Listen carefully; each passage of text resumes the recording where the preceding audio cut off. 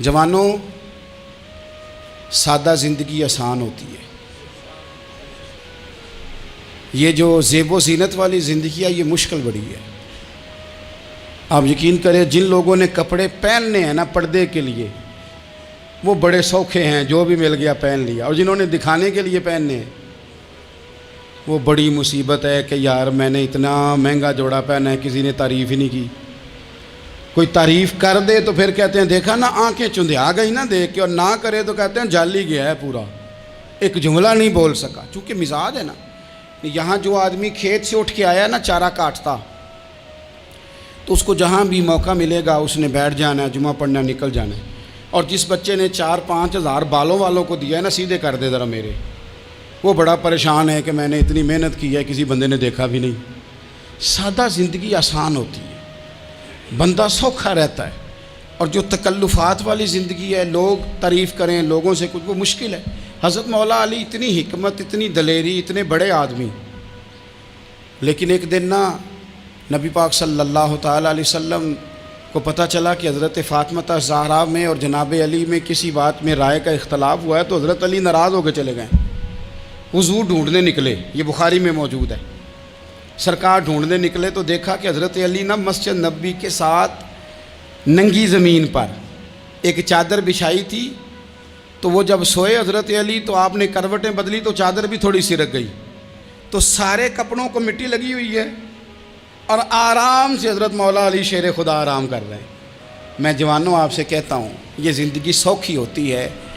میں نے کھیت کی وٹ پہ، بننے پہ، کھیت کے کنارے پہ کسان سوتے ہوئے دیکھے ہیں، اور میں نے 1.5 کروڑ کی گاڑی میں نفسیات کے ڈاکٹر کے پاس بیٹھا وہ شخص دیکھا ہے جو کہتا ہے پتہ نہیں کیا بات ہے، نیند کیوں نہیں آتی۔ وہ زندگی آسان ہے، اس میں تھکاوٹ ہوئی ہے، بندہ سو گیا، جہاں جگہ ملی سو گیا، اور کچھ تڑپ رہا ہے کیونکہ وہ عادی ہو گیا ہے، یہ 2 منٹ کے لیے بند ہو گیا، اسی تو وہ گیا۔ حضرت علی وہاں آرام سے، سارے کپڑوں کو مٹی لگی ہے۔ میں مولا کائنات کی بات کر رہا ہوں، میں شیر خدا کی بات کر رہا ہوں، میں اسد اللہ کی بات، امام المشارق والمغارب کی بات کر رہا ہوں۔ حضرت مولا علی اور زمین پہ، سنگیو زمین پہ آرام سے سو رہے ہیں۔ میرے محبوب گئے اور جا کے فرمایا یا ابو تراب، او مٹی والے اٹھ جا، کپڑوں کو مٹی لگی تھی نا، مٹی والے اٹھ جا، لفظ کیا، یا ابا تراب، او مٹی والے۔ حضرت علی کو ساری حیات ظاہرہ جس نے بھی ابو تراب کہا، جناب علی بڑے ہی راضی ہوئے، خوش ہوتے تھے، فرماتے تھے یہ مجھے کہو، یہ میرے نبی نے مجھے کہا ہے، اور مٹی والے اٹھ جا۔ آپ کی زندگی کی جو سادگی ہے، میں آپ سے عرض کروں، ہمارے تکلفات ہمارے اپنوں کو بڑا پریشان کرتے ہیں۔ ایک داماد وہ ہوتا ہے جو جہاں بٹھاؤ بیٹھ گیا، تو بوڑھا سسر بھی سکون میں ہے، ساس بھی آرام میں، اور ایک وہ ہے کہ جو ہر بات میں بگڑتا ہے کہ یہ چادر میرے شایان شان تھی جو بچھائی ہے، تو پتہ نہیں ہے میں کون صاحب ہوتا ہوں، تم نے میری مرضی کے مطابق فلانا کام نہیں کیا۔ آپ یقین کریں، سسر بیچارہ ادھار پکڑتا پھرتا ہے کہ داماد صاحب آ رہے ہیں، ہر بات میں رٹا، ہر بات میں جھگڑا۔ میرے پاس سنگی دور دراز سے آتے ہیں تو میں دیکھتا ہوں کہ اپنا اپنا لہجہ ہے، تو کچھ لوگ اتنے میٹھے، اتنے پیار والے آتے ہیں کہ یوں محسوس ہوتا ہے کہ جیسے ان کے لیے آپ کو کوئی تکلف کرنے کی ضرورت نہیں،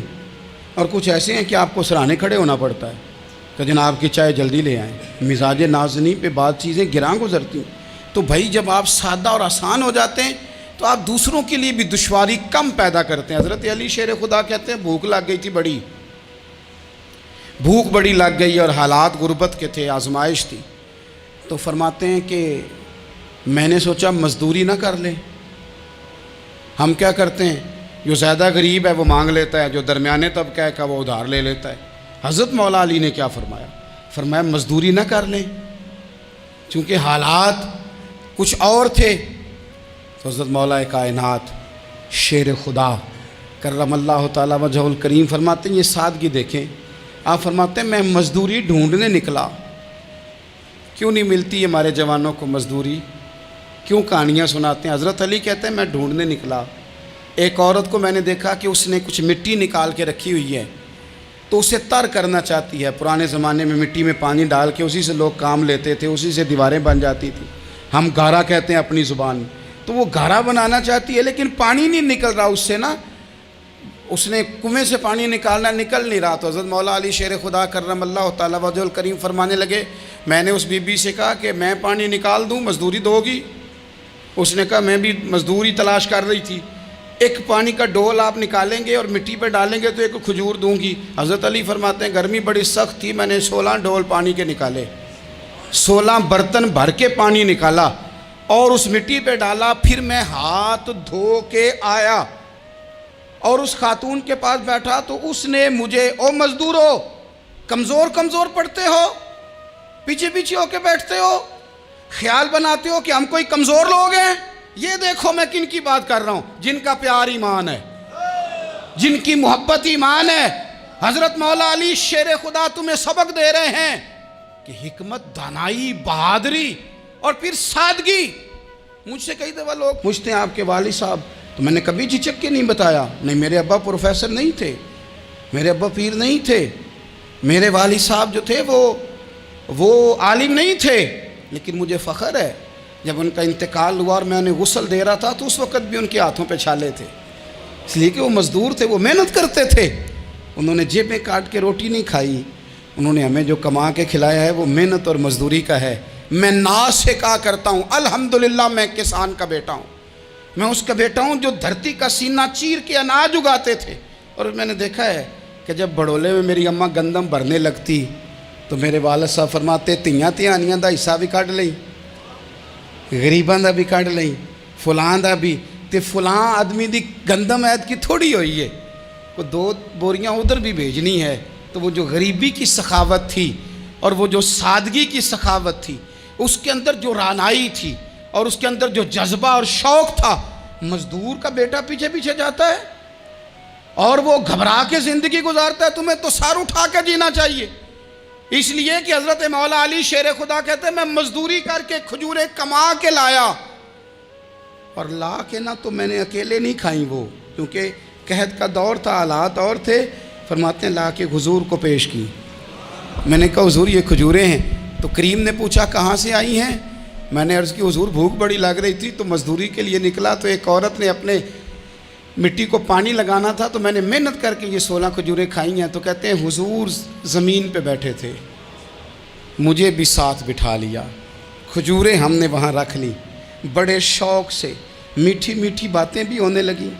یہ تو جو لوگ روز کھاتے ہیں نا گوشت، وہ تو نخرے کرتے ہیں، کہتے ہیں وہ جناب یہ ذرا یہ چیز مجھے ہضم نہیں ہوتی، کولیسٹرول ہے فلان، پیچھے لے جاؤ پیچھے۔ لیکن کبھی آپ دوپہر کو مزدور کو روٹی کھاتے دیکھیں، وہ جس طرح ہاتھ دھوتا ہے اور پونے کو اچار لگ جاتا ہے سارا جو وہ باندھ کے لایا ہوتا ہے، اور لیکن جب وہ کھا کے کھانا اچار کے ساتھ آسمان کی طرف دیکھتا ہے، لفظوں میں نہیں، چونکہ لفظ تاثیر سے بنتے ہیں تلفظ سے نہیں، اہل دل آج بھی ہیں اہل زبان سے آگے، وہ جو لہجے سے رب کا شکر ادا کرتا ہے تو اس کی آنکھوں کی روشنی بتاتی ہے کہ جو اس نے کھایا ہے اس نے رب کا شکر بھی صحیح کر کے ادا کیا ہے، پھر اٹھ کے کام۔ تو حضرت مولا علی شیر خدا کہتے ہیں حضور نے مجھے وہیں بٹھا لیا اور رغبت سے کھجوریں کھانے لگے۔ ایسا کوئی محبوب کہیں ہوگا نہ کہیں ہے، دیکھو بیٹھا ہے چٹائی پہ مگر عرش نشی ہے، اور ملتا نہیں کونین کو کیا کیا تیرے در سے، ایک لفظ نہیں ہے جو تیرے لب پہ نہیں ہے۔ اپنی زندگی میں یہ 3 باتیں اپنائیں،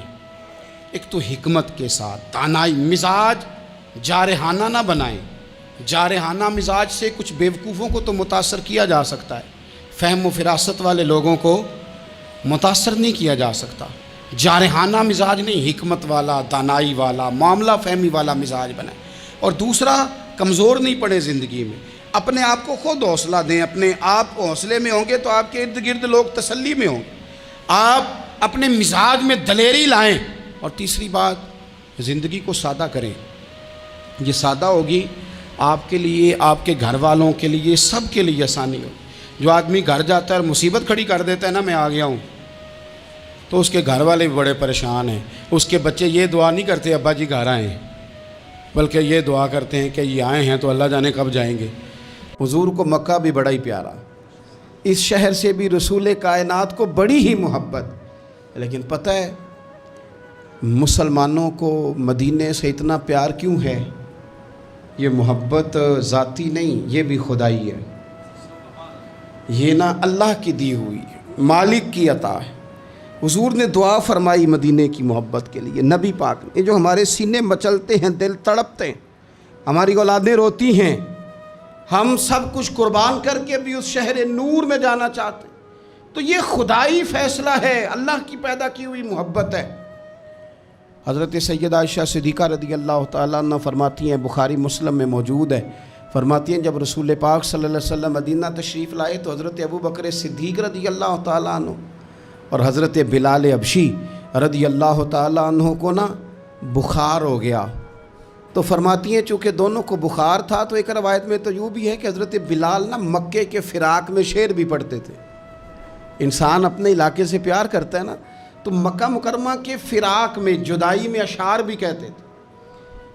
حضرت عائشہ صدیقہ رضی اللہ تعالیٰ عنہ کہتی ہیں اور دونوں کا بخار کا حال مجھے معلوم ہوا تو میں حضور کی بارگاہ میں گئی، میں نے عرض کی یا رسول اللہ صلی اللہ تعالیٰ علیہ وسلم، جناب صدیق اکبر کو بھی بخار ہے، سیدنا بلال حبشی کو بھی،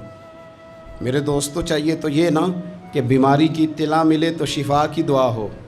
پر کریم محبوب دلوں کے حال جانتے ہیں نا۔ حضور نے کیا دعا فرمائی، کہا اے اللہ جس طرح ہمیں مکے سے محبت تھی نا، اسی طرح ہمیں مدینے کی محبت دے دے، بلکہ ہمارے دلوں میں مدینے کی محبت مکے سے بھی زیادہ فرما دے۔ یہ دعا حضور نے مانگی تو مومنوں کے دلوں میں پیار ہے مدینے کا، یہ نبی پاک نے مانگا اللہ سے، دلوں میں پیار ہے، دل کھچے چلے جاتے ہیں جنہوں ویک کے ٹھر دیاں اکھیاں نے، جنہوں ویک کے ٹھر دا سینہ ہے، ربا تیری ساری خدائی ہے پر ایک کی تے شہر مدینہ ہے، ربا تیری ساری خدائی چ ایک کی تے شہر مدینہ ہے، تیری ساری خدائی چ ایک کی تے شہر، جنہوں ویک کے ٹھر دیاں اکھیاں نے، جنہوں ویک کے ٹھر دا سینہ ہے، ربا تیری ساری خدائی چ ایک کی تے شہر مدینہ ہے۔ رسول پاک صلی اللہ علیہ وسلم نے دعا فرمائی، اللہ ہمارے دلوں میں مدینے کی محبت پیدا فرما دے، اور پھر فرمائے اے اللہ مدینے کو صحت مند شہر بنا دے، اور فرمائے اس بخار کو نا یہاں سے منتقل کر دے، جوفا کی طرف بھیج دے، اس بخار کو نکال دے، اس کو صحت مند۔ یہ کچھ دن پہلے نا عالمی ادارہ صحت نے رپورٹ جاری کی، یہ عالمی ادارہ صحت نے دنیا کے سارے شہروں میں صحت کے لحاظ سے سب سے زیادہ بہترین شہر شہر رسول ہے، مدینہ منورہ ہے،